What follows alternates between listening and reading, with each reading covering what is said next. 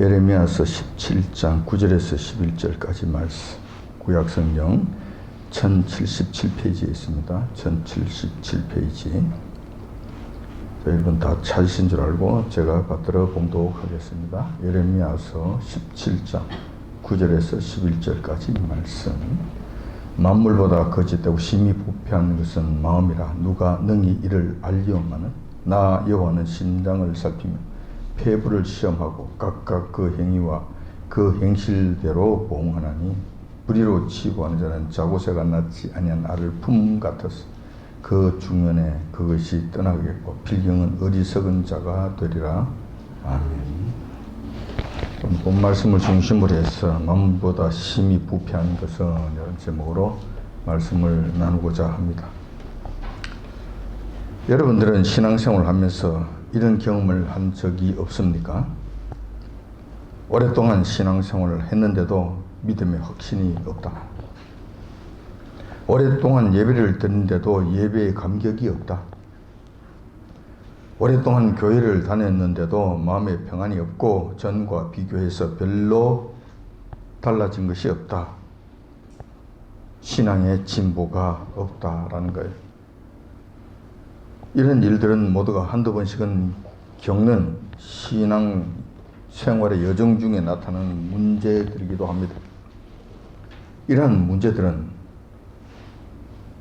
일어난다 하더라도 잠깐 겪는 홍역 정도로 끝나야 됩니다. 그런데 그렇지 않다면 문제가 된다는 것이죠. 그렇지 않고 장기화 된다는데 이게 문제가 있는 거예요.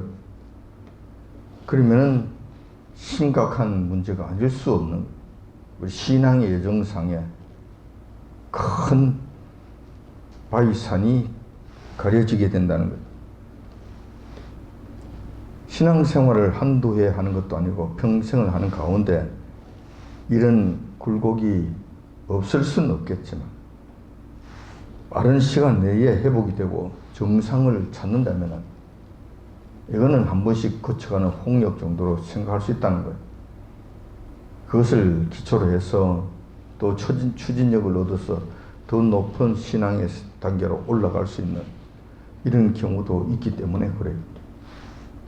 그런데 이것이 장기화되면 문제가 된다는 거예요.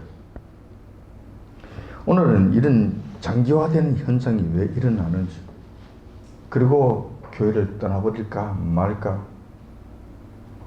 이런 생각이 드는 데까지 이러는 것은 왜 그러는지 그 이유를 한번 살펴보고 어떻게 해야 이런 신앙의 슬럼프에서 속히 탈출할 수 있는지에 대해서 말씀을 나누고자 합니다. 우리 교회에 속하는 성도님들은 그런 일은 없을 것이라고, 없다고 저는 확신합니다.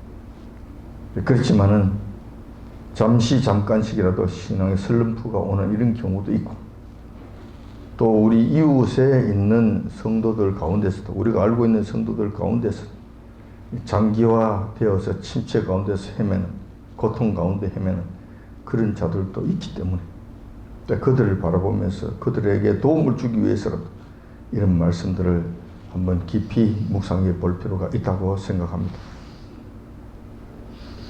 성경은 우리에게 마음을 잘 다스리라고 충고하고 있습니다.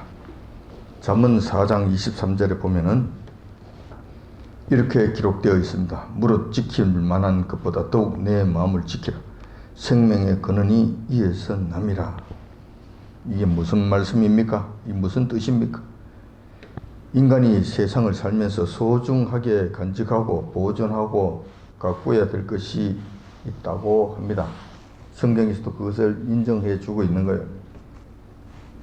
사람마다 각각 조금씩 다르겠지만 대부분의 세상 사람들은 물질이 그의 지킬 만한 것이 될 것이고, 어떤 자에게는 가정이 될 수도 있고, 어떤 사람은 명예가 될 수도 있습니다. 어떤 사람은 직장이 될 수가 있고, 한참 젊은이들 가운데서는 연인이 그 대상이 될 수도 있을 것입니다. 어떤 사람은 자존심이 그가 가장 소중하게 지킬 만한 그 무엇이 되는 경우도 있을 것입니다. 그래서 그의 자존심이 조금 손상당했다고 스스로 목숨을 끊는 이런 일들도 생기게 되는 거예요. 그것이 중요하다는 것이죠. 그것이 그가 지킬 만한 것 중에 가장 중요하게 지켜야 될 가치라고 생각했던 것입니다. 그러니까 이런 일들이 일어난다는 거예요. 근데 세상 사람들은 대체적으로 이런 불의에서 벗어나지 못하는데 성경에서는 그럼 뭐라고 말씀하시는 거예요? 성경에서는 가장 지켜야 될 만한 소중한 것, 가장 지고한 가치는 무엇이라고 말씀하시는가라는 거예요. 요한께서 말씀하셨습니다. 그런 것보다 더 중요하게 지켜야 할 것이 있는데 그것이 바로 우리 인간들의 마음이라는 거예요. 이것이 그 무엇보다도 소중하고 그 무엇보다도 중요하다는 것입니다. 그래서 무릇 지킬 만한 것보다 더욱 내 마음을 지키라고 말씀하시는 거예요. 왜 그러냐? 물질은 조금 없어지면 없어졌다가 다시 일으킬 수도 있고 일으켰다가 없어질 수도 있고 하는 거. 명예도 있다가 없어질 수도 있고 뭐 다 그저 그 부분에서 그저 그렇고 그런 것들이에요. 반면에 이 마음이라고 하는 것은 그 마음을 지키느냐 지키지 못하느냐에 따라서 죽고 사는 문제가 달려있기 때문에 그렇다는 거예요. 생명의 근원이 거기서 나기 때문에 그렇다고 우리 주님께서 말씀하시는 거예요. 죽고 사는 문제가 거기서부터 시작된다는 거예요. 여기서부터 출발한다는 거예요. 근데 이 문제는 죽고 사는 문제가 목숨이 죽고 목숨이 살고 하는 이 여기에서만 국한되는 것이 아니라 영원한 세계에서 영원한 죽음과 영원한 삶 여기까지 연결이 되는 계속 이어지게 된다는 그러니 이거보다 더 중요한 것이 있겠는가? 요한께서 말씀하셨으니 분명한 것이 맞습니다. 그 어떤 것보다도 소중한 것이 맞습니다. 다시 말해서 마음을 잘 지키면 생명을 보존할 수가 있고 마음을 잘 지키지 못하면 생명을 보존할 수가 없다라는 거예요. 마음을 지키느냐 그렇지 못하느냐의 여부가 생명과 직결된다는 거예요. 생사의 여부가 결정된다는 거예요. 모든 문제가 인간에게 있어서 일어나는 모든 일들과 모든 문제가 이 마음에서부터 출발한다는 거예요. 이 마음에서부터 시작된다는 거예요. 그렇기 때문에 이 마음을 다스리는 것이 무엇보다도 가장 중요하다. 어줍잖은 세상적인 물질과 명예나 이런 것들하고는 비교할 수 없는 소중한 가치를 가진다는 거예요. 성경에 보면은 마음을 잘 다스리지 못해서 마음을 잘 지키지 못해서 무릇 지킬 만한 것보다 더욱더 내 마음을 지키지 못해서 멸망을 당한 경우가 있는가? 망한 사례가 있는가? 많이 있습니다. 수도 없이 많이 있습니다. 그 중에서 제가 몇 가지만 말씀을 드리겠습니다. 그것이 이스라엘의 초대왕 사울 왕의 경우입니다. 블레셋이 골리앗이라는 장군을 앞세우고 쳐들어 왔습니다. 그러자 모두들 겁이 나서 다 도망가 버렸습니다. 그리고 꽁무니를 빼고 그냥 쩔쩔매고 있을 때 소년 다윗이 나가서 용감하게 무찔러 버립니다. 골리앗을 물리치게 된 것이죠. 아울러 블레셋 그 강대한 군대들을 전부 다 쫓아버리게 되는 쾌거를 얻게 됩니다. 그러자 이 광경을 목격한 이스라엘 백성들이 사울은 천천히요 다윗은 만만이라는 노래를 지어서 부르게 됩니다. 그 당시 유행어가 된 것이죠. 다윗의 인기가 사울 왕을 능가하는 엄청난 인기의 대명사가 된 것이었습니다. 그러자 사울 왕의 마음이 다윗을 향한 시기심으로 가득 차게 됩니다. 가득 차게 되는 거예요. 이때 사울 왕이 그의 마음을 잘 다스리고 보존했다면 별 문제 없이 지나갔을 것입니다. 그리고 그의 정치 생명도 잘 지켜졌을 것이고 무난하게 이어졌을 것입니다. 그러나 그는 그의 시기나는 마음을 다스리지 못했습니다. 그 시기나는 마음이 이끄는 대로 행동을 하게 됩니다.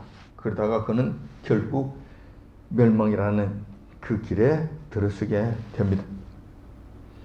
그가 백성들을 돌보는 일은 하지 않고 왕으로서 백성을 돌보는 일은 하지 않고 평생 다윗을 죽이려고 쫓아다니다가 허무하게 일생을 마치게 된 것입니다. 당연히 그의 왕조도 몰락하게 되는 비운을 맞게 되었다는 것입니다. 자, 사울 왕의 그 멸망, 그 비운을 맞게 된 왕조까지 무너뜨리는 그 엄청난 그 문제의 시작점이 어디에서부터였는가라는 거예요. 그 시작점이 어디에서부터 시작됐냐라는 거예요. 그 시작점이 무엇이었냐는 거예요. 사울왕의 마음이었다는 거예요. 시기심이라는 그 마음의 상태였다는 거예요.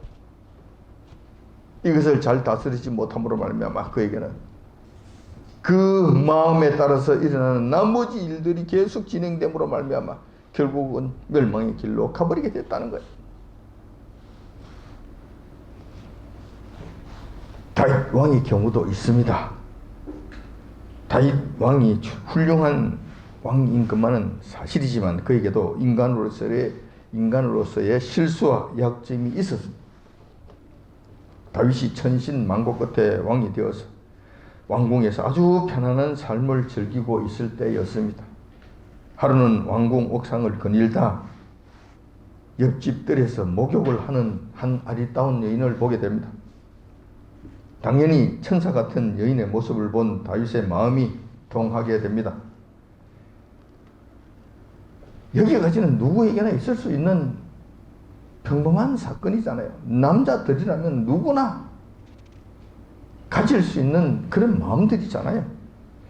이때 다윗이 그 마음을 잘 다스렸다면 별 문제가 없이 지나갔을 것입니다. 그 순간에 마음이 동했을 그때 마음을 잘 다스렸으면 문제가 없었을 것입니다. 항상 이때가 중요합니다. 이 타이밍이 굉장히 중요한 거예요. 이 시기가 중요한 거예요. 이 때를 어떻게 마음이 통하는 이 때에 내가 어떻게 하느냐에 따라서 죽고 사는 문제가 결정되는 거예요. 마음을 지키는가, 마음을 지키지 못하는가에 따라서 이때에 문제가 생기는 거예요. 가장 중요한 순간이 이 순간이 되는 거예요. 누구에게나 마찬가지다. 그러나 그때 다윗도 그의 마음을 그 당시 잘 다스리지 못했습니다.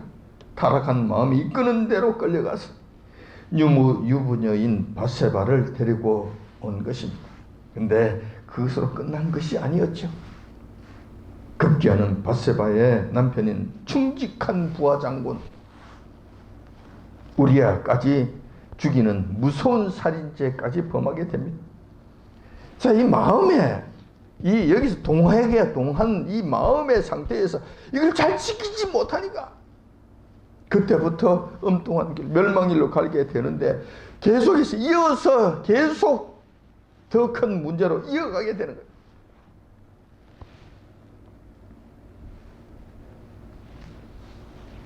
여기까지 다윗이 하는 일들을 보면은 크게 망한 사울왕과 다른 점이 없습니다. 별반 다른 것이 없습니다. 마음을 지키지 못하고 죄악의 길로, 멸망의 길로 달려갔다는 점에서는 사울 왕이나 다윗 왕이나 같았다는 거예요. 오히려 충직한 부하 장군까지 살해했다는 점에서 다윗이 사울 왕보다 더 지독했다면 더 지독했다고 할 수 있습니다. 하지만 다윗은 사울 왕과 다른 점이 하나 있었어요. 결정적으로 다른 점이 하나 있었습니다. 그것이 무엇인가 하면 그의 잘못을 깨닫고 깊은 회개를 했다는 거예요. 여호와 하나님 앞에 깊은 회개를 했다는 거예요. 그걸 통해서 하나님과의 절단되었던 완전히 끊어졌던 그 관계를 다시 회복함으로 말미암아 멸망으로부터 헤어나는 일들을 했다는 거예요. 멸망의 길에서 다시 헤어나올 수 있는 그런 자가 되었다는 것입니다. 사울왕은 어떻게 했습니까? 반면에 사울왕의 일들을 보면 여러 번 돌이킬 수 있는 기회가 있었습니다. 불구하고 마음을 다스리지 못하고 마음을 지키지 못하고 고집을 부리다가 결국 끝까지 멸망을 자초한 그런 자가 되었다는 거예요. 자, 여기까지 우리가 잘 아는 내용들이에요. 또 한 가지 더 사례를 이야기를 드리자면은 신약에 있는 사람 중에 한 사람이에요. 여러분들이 잘 아는 사람입니다. 대표적인 인물로서 다윗 예수님의 제자였던 가룟 유다였습니다. 그에게 사탄이 예수님을 팔 마음을 넣어줬습니다. 속삭였습니다. 그러자 가룟 유다는 그 악한 마음을 지키지 못했습니다. 다스리지 못했습니다. 극복하지 못했습니다. 사탄아 물러가라 하지를 못했다는 거예요. 그 마음을 지키지 못했다는 거예요. 하나님의 사람들, 예수님의 제자, 하나님의 자녀들이라고 해서 사탄이 속삭이지 않는 것 아닙니다. 지금도 수도 없이 여러분들 주위에 와서 이거 좋은 것 아니야? 이거 한번 해봐. 괜찮아. 누가 보는 사람이 있어? 한 번인데 뭐 이런 식으로 속삭이는 거 없습니까? 우리 마음에 대놓고 도가세를 쏘는 것이 없습니까? 지금도 수도 없이 그런 일들이 우리 주위에서 일어나게 되는 거예요. 이럴 때 우리는 어떻게 하느냐? 우리의 마음을 어떻게 지키는가? 우리의 마음을 어떻게 가져가느냐? 중요한 문제 아니겠습니까?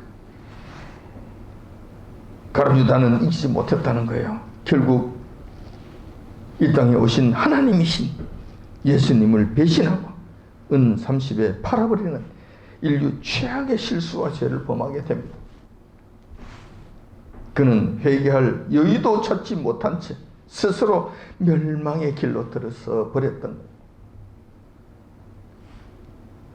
우리 주님께서 오시겠으면 너는 태어나지 아니함만 못하였다고 탄식을 하셨겠습니까? 그런 인류 최악의 죄를 범하게 되고 최악의 실수를 하는 그런 자가 되었다는 거예요. 저주의 대명사가 되어버렸다는 거예요. 마음을 지키지 못했을 때 일어나는 일들이 이렇게 수도 없이 많이 있다는 거예요. 앞에서 우리는 신앙생활을 꽤 오래 했는데도 신앙에 진보가 없고 마음은 더욱 냉랭한 것 같아서 믿음의 회의가 온 경우가 있다고 말씀을 드렸습니다. 중요한 것은 왜 그러한 일이 발생하는가 라는 거예요. 지금까지는 마음을 지키는 문제가 그렇게 중요하다고 제가 말씀을 드렸습니다. 그런데 왜 이런 일들이 일어나는가 자세히 살펴보니까 이 또한 마음의 문제에서부터 시작됐다는 거예요. 믿음의 회의가 오가 신앙의 진보가 없는 그 이유는 핵심적인 그 원인은 여호와 하나님과의 관계에 있어서 문제가 생겼기 때문에 그렇다는 거예요.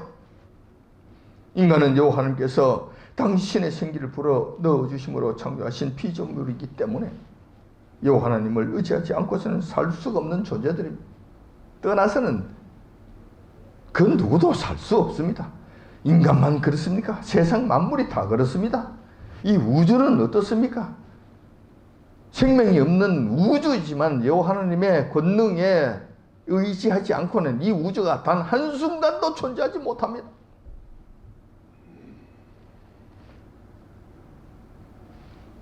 이러한 사실 속에서는 성도들이라고 해서 예외가 되는 것이 아니라는 거예요. 오히려 성도들인 경우에는 더욱더 여호와 하나님을 의지하며 살아야 됩니다. 즉 다시 말해서 여호와 하나님과의 관계가 성도들의 삶의 질에 있어서 핵심 요인이며 결정적인 요인이 된다는 거예요. 하나님과의 어떤 관계에 있느냐에 따라서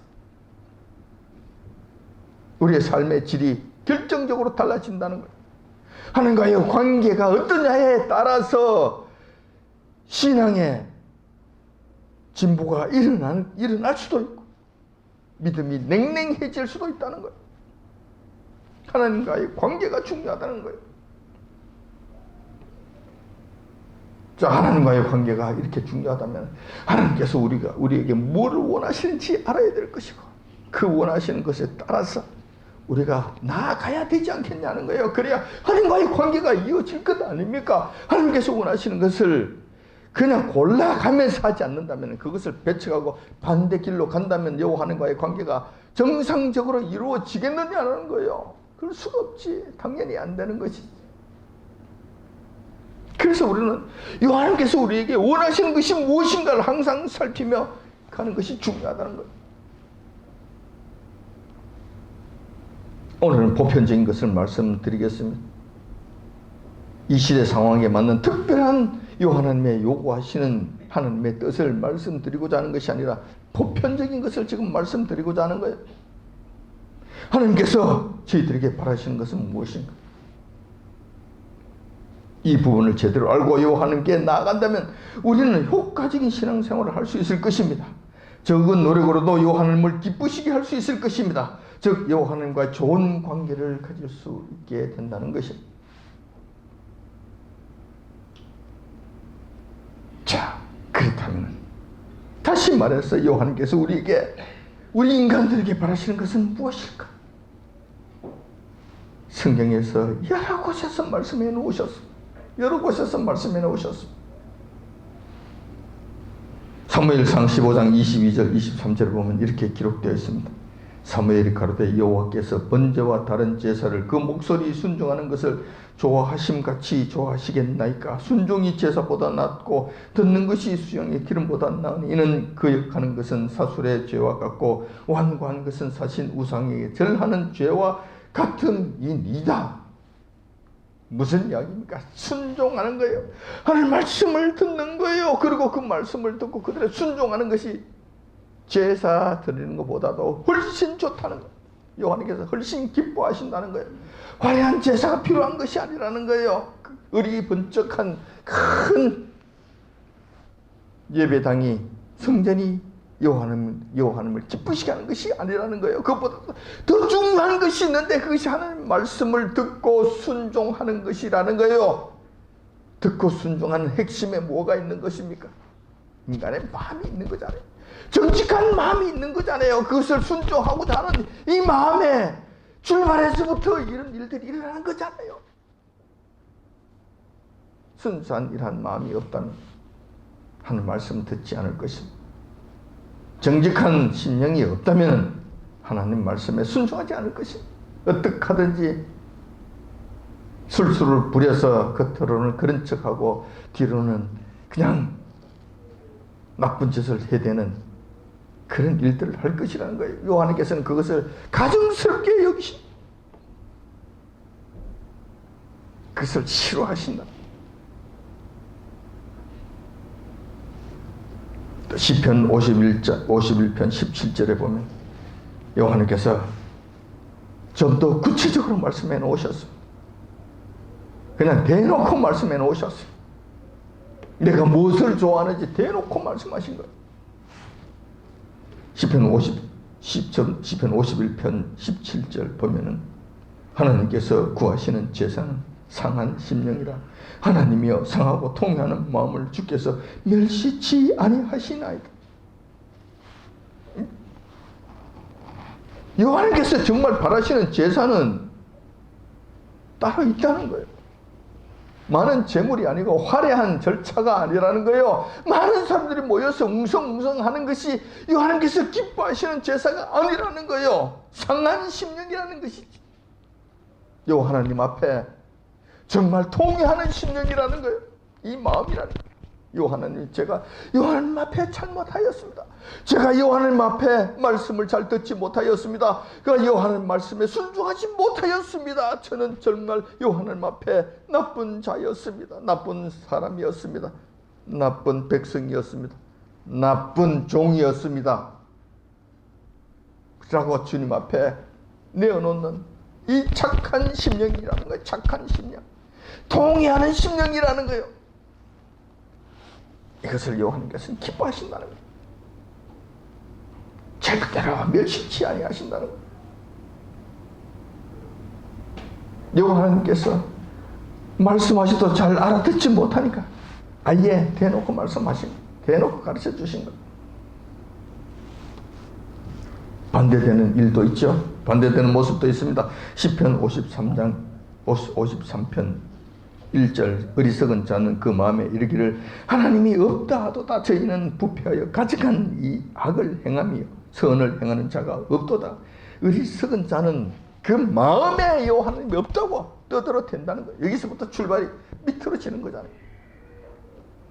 그 삐뚤어진 그 심령이 결국은 어떤 형태로 나타났냐면은 그 심령이 부패하기 때문에 하나님이 없다 하는 순간에 그 심령이 하나님을 거부하는 순간에 그 심령은 부패하여서 가증한 악을 행한다는 거예요.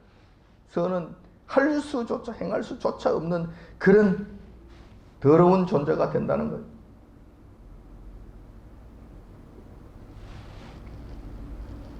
요한복음 시편 50장 23절에 시편 50편 23절에 보면은 여호와께서 또 이렇게 말씀해 놓으셨습니다. 감사로 제사를 드리는 자가 그를 영화롭게 하나니 그 행위를 옳게 하는 자에게 내가 하나님의 구원을 보이리라. 무슨 이야기입니까? 감사로 제사를 드린다는 거예요. 화려한 제물을 가지고 떠들어대는 것이 아니라 이 감사하는 마음, 감사하는 심령, 진정한 마음으로 하나님 앞에 하나님 저희들의 경배를 받으시옵소서 했을 때 하나님께서 기뻐 받으시고 그에게 구원을 주신다고 말씀하시는 거예요. 구원을 허락하신다고 말씀하신 신약에 들어와서 우리 주님께서 친히 말씀하십니다. 요한복음 4장 23절에 보면은 아버지께서 참으로 예배하는 자들은 신령과 진정으로 예배할 때가 오나니 곧 이때라. 아버지께서는 이렇게 예배하는 자들을 찾으시는 무슨 이야기입니까? 신령과 진정으로 예배하는 자들을 찾으신다는 거예요. 화려한 건물에 가서 그럴듯한 자리에 앉아서 예배 드리는 것을 하나님께서 찾으시는 것이 아니라 많은 사람들이 화려한 절차를 따라서 예배 드리는 것, 하나님께서 그것을 기뻐하시는 것이 아니라는 거예요. 그것을 찾으시는 것이 아니시라는 거예요. 많은 예물을 갖다 놓고 많은 헌금을 갖다 드려놓고 그냥 하나님 받으시옵소서 이것을 하나님께서 받으시는 것이 아니라는 거예요. 신령과 진정으로 진실된 마음으로 하나님 앞에 나아가고 나의 진정한 마음을 하나님 앞에 내어놓는 이 예배, 이것을 하나님께서 기뻐하시고 지금도 그런 곳이 있는가 찾으신다는 거예요. 지금도 찾으신다는 거예요. 제가 공연히 주일날 대예배 시간에 여러분들 또 귀찮아하고 여러분들 또 힘들어하고 여러분들도 안 했으면 하는 이 일을 고집하면서 왜 자꾸 그렇게 하는지 아십니까? 왜 그렇게 하시는지 여러분들이 아시느냐? 왜 너만 잘났느냐고. 뭐 예배 드리면 되는 것이지 뭐 그냥 고래고래 소리를 질러가면서 회개의 기도를 하고 왜 그 난리를 치느냐고. 니만 잘난 거냐고. 그렇게 안 해도 되더만. 다른 교회들은 다 되더만 왜 니만 그렇게 하느냐고. 그러지 마세요. 그렇게 말씀하지 마시라고. 저는 이걸 하기 위해서, 이걸 되기 위해서, 하나님께서 받으실 만한 예배가 되도록 하기 위해서 이 노력을 하는 거예요. 설사 여러분들이 잘 모르잖아요. 여기까지 못 따라오잖아요. 그래 나라도 해야지. 그래서 여러분들 모두 다 이끌고 같이 하나님 앞에 선제사가 되도록 하려고 그러는 거예요. 하려고 그러는 거라. 공연히 하겠습니까? 저도 쉬운 것이 좋지. 적당하게 가는 것이 쉽지. 땀 흘리며 영적 전쟁을 해가면서 힘들게 그런 거 하는 것은 누가 좋아하겠냔 말이에요. 그런데 이것은 하나님께서 찾으시기 때문에 오늘 이 순간에도, 이 시간에도 이 땅에 얼마나 많은 교회들이 하나님 앞에 제사를 드리고 예배를 드리겠습니까? 수많은 교회들이 예배를 드리겠지. 그런데 하나님께서 지금 찾으시는 교회가 어떤 교회냐는 거예요. 지금 어떤 예배 현장을 우리 주님께서 지금 찾으시느냐는 거예요. 우리 교회가 지금 우리 주님께서 찾으시는 그 현장이 되어야 되지 않겠습니까? 저는 이것을 원하는 거예요. 그렇지 않다면 저와 여러분들은 지금 무슨 짓을 하는 겁니까? 왜 주일날 쉬지도 못하고 아침부터 일어나서 꽃단장하고 여기까지 멀리까지 와서 이 예배 드린다고 여기 앉아 있느냐는 거예요. 왜 그러냐는 거예요. 뭐 때문에 여호와께서 받으시지 아니하신다면, 여호와께서 기뻐하지 아니하신다면, 여호와께서 외면하신다면 이건 뭐 하는 짓입니까? 이거 우리가 저와 여러분 뭐 하는 짓입니까? 이거 전부 다 미친 짓 아닌가요? 어차피 주님 앞에 나와 경배 드린 거 여호와께서 기뻐 받으시는 예배가 되도록 해야 될 것 아닙니까? 여호와께서 지금 불 같은 눈으로 지금 찾으시는 그 한 곳이 되어야 되지 않겠습니까? 지금 이 자리에 영으로 여호와께서 임재하셔서 저희들의 예배를 받으셔야 되지 않겠습니까? 함부로 예배 드려서 그분이 받으시겠습니까? 예의 없이 예를 갖추지 아니었고 여호와님 앞에 나왔을 때 여호와께서 받으시겠습니까? 우리가 신령과 진정을 다하지 아니하는데 여호와께서 이 예배를 받으시겠습니까? 아니라는 거예요. 제가 말씀드리는 것은 365일 일주일 내에 이렇게 하자는 것 아니에요. 이렇게 어떻게 합니까? 저도 인간이고 여러분도 인간인데 저도 그렇게 못해요. 그렇지만 지금 이 1시간만이라도 하자는 거예요. 하나님께서 임재하신 이 자리에서만큼이라도 예배드리는 이 시간만큼이라도 그렇게 하자는 거예요.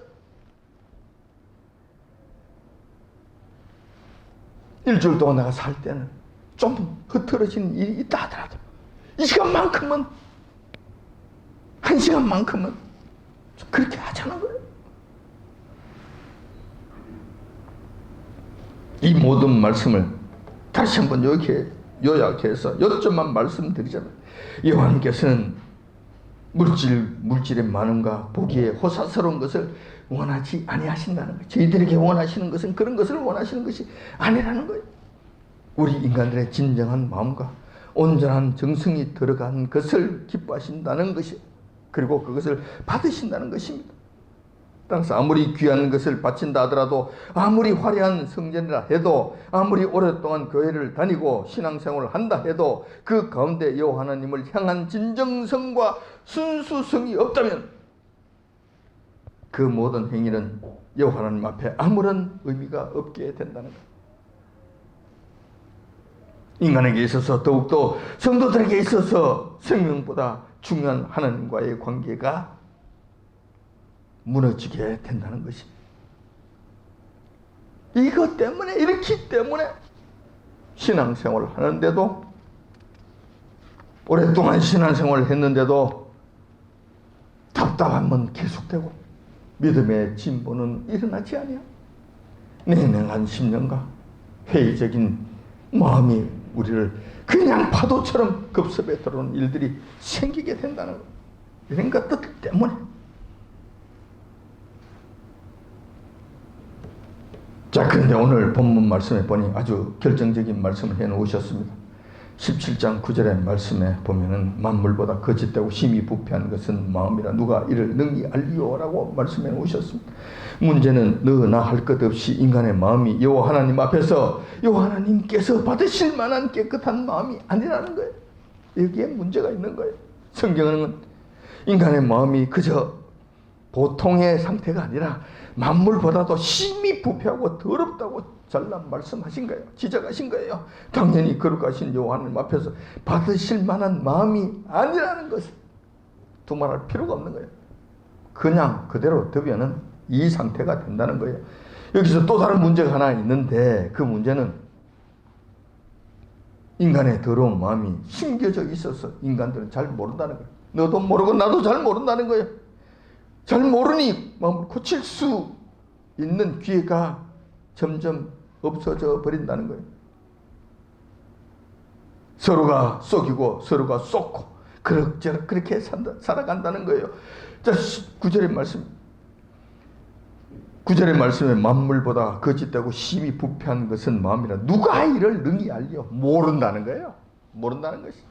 인간들은 너나 할 것 없이 마음에서 일어나는 이 일들을 모른다는 거예요. 근데 어쩌면 좋겠습니까?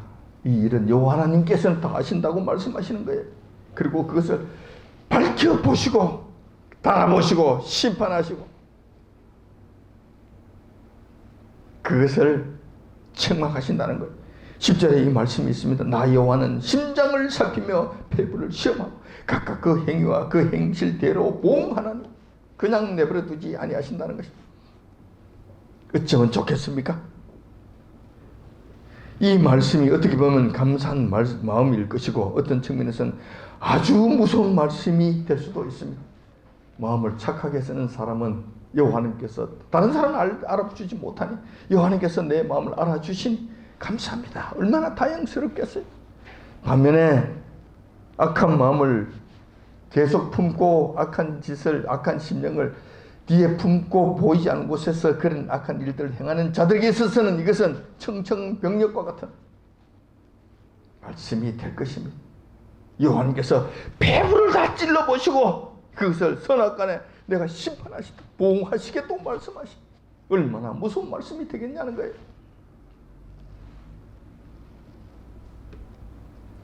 우리의 심령이 이렇습니다. 이렇기 때문에 우리는 자칫 잘못하면 잠시라도 긴장을 늦추면 혹시라도 나는 괜찮은 성도야 라고 생각한다면 그 즉시 부패한 마음과 거짓된 심령이 찾아 들어오게 됩니다. 이 부분을 조심해야 된다는 거예요. 이 부분을 조심해야 된다는 거예요. 자, 이렇게 되면은 그 결과가 어떻게 되는가? 나는 괜찮은 사람이야. 나는 여러 가지 일들을 많이 한 사람이지. 나는 주님 앞에서 사랑받는 사람이 분명해. 자, 이렇게 물론 그런 상태가 돼서 여호와 하나님께서 인정해 주신다면 이보다 더 복된 일이 없지만 자기 스스로 부패한 심령이 발동이 되어서 이런 오판을 한다면 그리고 그런 상태에서 자기도 모르고 남도 모르는 가운데서 계속 그 고집대로 살아간다면 고집대로 신앙생활을 한다면 그 결과는 어떻게 되는가? 예배를 드려도 신령과 진정으로 드리지 않게 됩니다. 내가 잘하고 있는데 타성에 젖어서 근성근성으로 예배를 드립니다. 여호와 하나님께 예물을 드려도 진정 감사한 마음으로 드리는 것이 아니라 어쩔 수 없는 체면 때문에 드리게 됩니다. 교회에 다니고 봉사활동을 하면서도 여호와 하나님 앞에서 자원하는 마음으로 하는 것이 아니라 마지 못해서 하게 됩니다. 이런 신앙생활을 오래 했다면 오래 했다고 해서 신앙의 진보가 있겠는가? 여호와 하나님과의 관계가 긴밀하게 되겠는가? 여호와 하나님께서 기뻐 받으시겠는가? 하나님과의 관계 속에서 기쁨과 충만함이 주어질 수 있겠는가? 어떻게 될 것 같아요? 여러분들이 상식적으로 생각해도 그렇게 안 될 것 같다는 마음이 들지 않습니까?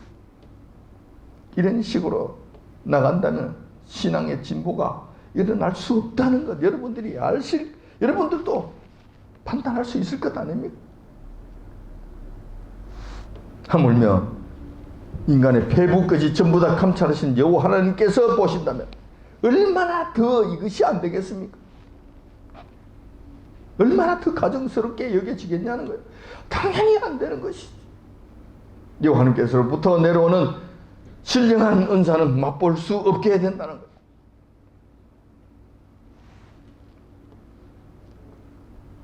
오늘은 신앙의 진보를 이루기 위한 내용들을 한번 살펴보았습니다. 핵심은 그렇습니다. 여호와 하나님과의 밀접한 관계 여부에 달려있는 것인데 여호와 하나님과의 관계가 좋은 관계가 되려면 여호와 하나님께서 기뻐하시는 것을 우리가 해야 된다. 기뻐하시는 것을 하려면 하나님께서 기뻐하시는 것이 무엇인가를 알아야 된다. 알아왔더니만 여호와 하나님께서는 우리에게 순수한 마음과 진정한 마음이라는 거예요. 이것을 우리 주님께서는 원하신다는 거예요. 이것을 바치기를 우리 요한님 앞에 드리기를 원하신다는 거예요. 이것이 핵심이라는 거예요. 이것이 핵심이라는 거예요. 그런데 슬프게도 인간들의 마음은 타락한 이후부터 모든 만물보다 더 더럽고 심히 부패해 있으니 어쩌면 좋겠냐는 거예요. 어쩌면 좋겠냐는 거예요. 이 상태에서 그럼 우리는 포기하고 그냥 뭐 될 대로 되라고 하지 그러고 갈 것인가? 안 그러면 문제를 알았으니 해결책을 찾아서 나가야 될 것인가? 당연히 해결책을 찾아서 나가야 되지 않겠냐는 거예요. 첫 번째 우리가 생각해야 될 것은, 이 상태에서 우리가 생각해야 될 것은 여호와는 앞에서 절대로 잘난 척하지 말자라는 거예요. 심히 부패한 마음을 갖고 있다는 사실을 기억하면서 거룩하신 분 앞에 절대 겸손하자는 거예요. 절대 겸손하자. 잘난 척하지 말자는 거예요. 당연히 우리의 이웃들에게도 스스로 심각한 상태를 인정하고 의식되려고 하지 말자는 거예요. 이웃에게도 그러지 말자는 거예요. 내가 시원찮잖아요. 타락한 타락하고 부패된 심령을 갖고 있잖아요. 우리 주님께서 우리 하나님 여호와님께서 말씀을 통해서 우리에게 지적해 놓으셨잖아요. 만물보다 거짓되고 심히 부패한 것은 마음이라고 말씀하셨잖아요. 그러니 주님 앞에 머리 들지 말자는 거예요. 인정하자는 거예요. 이웃에게도 각자 스스로 각자가 서로가 그런 마음을 가지고 살자는 거예요. 그러면 다투는 일이 없을 것 아니에요. 교만을 떨지 않을 것 아니에요. 최소한 내 잘못은 인정하고 내 연약함은 기억하고 상대방을 대하게 되니 교만하지는 못할 것 아니에요. 겸손의 자리까지는 가지 못한다 하더라도 교만을 떨지는 않을 것 아니에요. 그렇지는 않을 것 아니냐. 자, 이거부터 우선 하자는 거예요.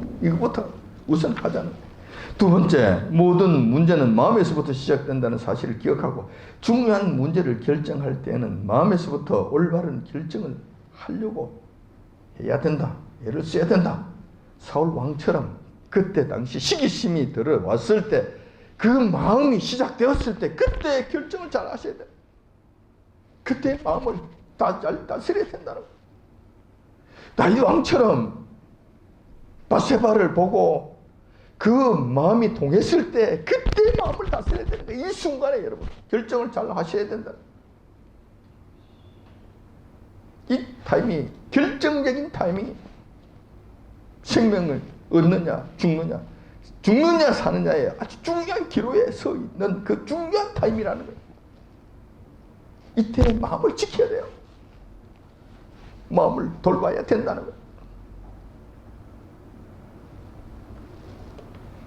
다윗 왕의 경우에는 물론 그것으로 인해서 멸망에 들어갔지는 않았지만 한 번 순간에 그 마음을 잘못 다스림으로 말미암아 그 회개하고 그 다시 돌아가는 그 과정이 얼마나 힘들었습니까? 얼마나 고통스러웠습니까? 그 이후에 그 일로 인한 후유증이 얼마나 컸습니까? 그러므로 우리는 다윗처럼 사울 왕처럼 그렇게 하지 말자는 거예요. 실수하지 말자는 거예요. 악한 결정을 하지 말자는 겁니다. 그리고 마지막으로 세 번째 중요한 내용이 있는데, 이 세 번째, 자, 결정을 그렇게 하고 싶어. 근데 그 마음대로 되지 않아. 어떻게 할 것이냐는 거예요. 이 타락한 본성들이 선한 결정을 하지 못하도록 끌고 간단 말이에요. 안다 하더라도 그것이 잘 안 된단 말이에요. 자, 알게 되면은, 이런 것들을 알면 상당 부분이 정리가 됩니다. 그러면 안 되지. 이런 욕심 부리면 안 되지. 이 새벽기도 마치고 가는데 담 위에 호박이 아주 탐스럽게 맛있게 딱 익은 것이 있네. 아무도 보는 사람이 없네. 딱 가지고 가서 된장 끓여 먹고 싶은 마음이 꿀떡 같은데 오, 마음을 다스리려고. 그렇지. 그러니까 이런 정도는 끄지는 우리.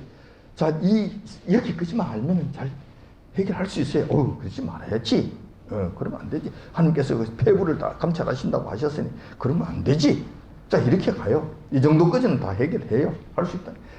모르는 사람과 아는 사람의 차이가 여기까지는 있다는 거예요. 근데 그보다 더 큰 일들이 생겼을 때, 더 결정적인 일들이 생겼을 때, 더 중요한 문제들이 생겼을 때 결정할 수 있겠느냐는 거예요. 한 번만 눈 질끈 감으면 되는데, 한 번만 거짓말 해주면 되는데, 내가 질병본부 본부장이잖아. 나가서 우한폐렴 마스크 안 쓰면 다 죽는다고 그래. 말 한마디만 해. 그럼 본부장 시켜줄게. 본부장. 장관급이야. 장관급 알아? 해줄게. 너 지금 평생 살아봐야 기껏 해봐야 뭐 보고서 의사밖에 더 해? 더 할 수 있는 거 없잖아. 장관 시켜준다니까. 근데 나가 말 한마디만 하면 돼. 자, 이럴 때 여러분들이 이 유혹을 뿌리칠 수 있겠는가? 이럴 때 마음의 결정을 할 수 있겠는가? 그때도 결정한 몇 초간의 그 마음의 결정하는 그 생명의 시간, 그 순간 이 결정을 할 수 있겠는가? 안 될 거라는, 어려울 거라는 거예요. 이럴 때 우리는 성령님의 도우심을 간절히 바라자는 거예요. 주님 도와주옵소서. 성령님 제게 힘을 주옵소서. 이길 수 있는 능력을 주옵소서. 간절히 간구하자는 거예요. 잊어버리지 말고 덤벙덤벙 고민하지 말고 덤벙덤벙 결정하지 말고 그렇게 또 실수에 실수를 거듭하지 말고 그때 정신 차리고 기도하자는 거예요. 주님 저를 살려 주옵소서. 저를 이 사망의 음침한 골짜기에서부터 저희를 구원해 주옵소서. 나를 살려 주옵소서. 간절히 기도하자는 거예요. 성령께서 안 도와주시겠습니까? 우리 주님께서 구원해 주지 아니하시겠습니까? 당연히 해 주실 것입니다. 그리고 성령께서 저희들의 심령에 말씀하실 것입니다. 그래, 내 백성아 거기서부터 나오라. 그것은 다 썩어져 없어질 것이야. 조만간에 다 불타버리고 없어질 것이야. 거기에 눈이 멀지 말거라. 영원한 상급이 기다리고 있으니 나와 함께 영원한 상급이 있는 그곳으로 찬란한 그 나라로 가도록 하자. 이것을 보장해 줄 테니 거기서부터 나오도록 하라는 음성이 들릴 것입니다. 그 음성이 들릴 때 여러분 제발 거기 가지 마십시오. 고집 부리지 마십시오. 버팅기지 마십시오. 그 말씀에 순종하십시오. 그리고 네, 그렇습니다. 그 말씀에 순종하겠습니다. 그까지 그 장관이 뭐라고, 그까지 그 대통령이 뭐라고, 그까지 돈이 무엇이라고 저는 주님께 가겠습니다. 주님의 말씀에 순종하겠습니다. 주님과 더불어 살아가는 그 기쁨을 택하겠습니다. 그렇게 하자는 거예요. 성령님의 말씀에 귀를 기울이고 순종하자는 것입니다. 이렇게 하면 이 모든 문제를 해결할 수 있다는 거예요. 이렇게 해서 죄악이 만연하고 있고 여호와 하나님을 대적하는 일이 범람하고 있는 이 세상 속에서 여러분들과 저가 늘 넉넉한 삶을 살고 풍성한 영혼의 평안을 누리신 그런 자들이 되시기 바랍니다. 날마다 주님과 함께 믿음의 진보를 이루어 가시는 저와 여러분들이 되시길